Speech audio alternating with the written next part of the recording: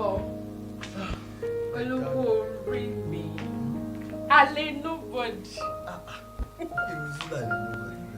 Charlie somebody. Anyway, inspiration come from me.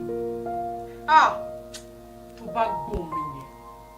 Baby, to bá gbọ́ mi yẹn. Ṣé fún mi nọ́ọ̀tì? Baby, you're always on my mind. Oh, my.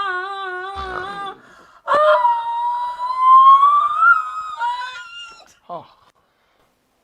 Boom. Drops mic. I've been playing by pitch and high there. How was it? You like it? Baddest. Thank you. Your favorite talented musician. Okay, absolutely. Thank you, baby. Oh, killing by a mo sọ fún ọ. Ṣé fún mi you more that the song. Ogun báṣabàṣà. Bó ṣe ń ṣaládà, òun ló ń gún lọ́bẹ. Kí ló dé? Ṣé fún mi ẹni tó lórin yẹn bá gbé ẹ mú. Ẹ̀wọ̀n straight òun ni. Báwo ló ṣe máa sọ̀rọ̀ báyẹn Ṣẹ́gun? Kí ló tó máa sọ báyẹn náà?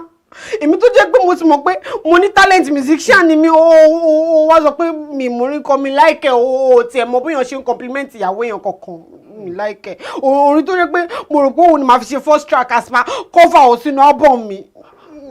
Kí ló wá dé tó wá sunkún báyìí? Kókó wo tẹ̀lé sọ pé ìyàwó mi ò try o mi lẹ́jọ́. Come, sorry. Ṣé torí èlò ṣe wọ́n á sunkún? Ìwọ kúrò tó gbé ìkú dání. Ó yá máa sunkún mọ́. Bọ́yọ́ ló béèrè fún honest opinion mi o. White lie òyìnbó máa white lie wá sọ pé ìyàwó mi ò try o but there is room for improvement o. There is room for improvement. Èso oúnjẹ fún ẹ lálẹ́ fún nǹkan tó ṣe ìwádìí nǹkan tí màá ṣe fún.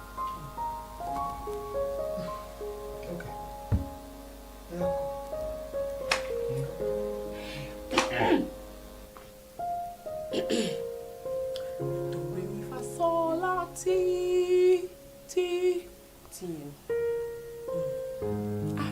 Ṣorí lyrics ń fi bẹ́ẹ̀ mọ̀ lórí. Àbọ̀ mo mọ melody ẹ̀ bọ̀ mo bọ̀ jẹ́ kí n sáré lọ mú ìwé tí mo kọ sí wa.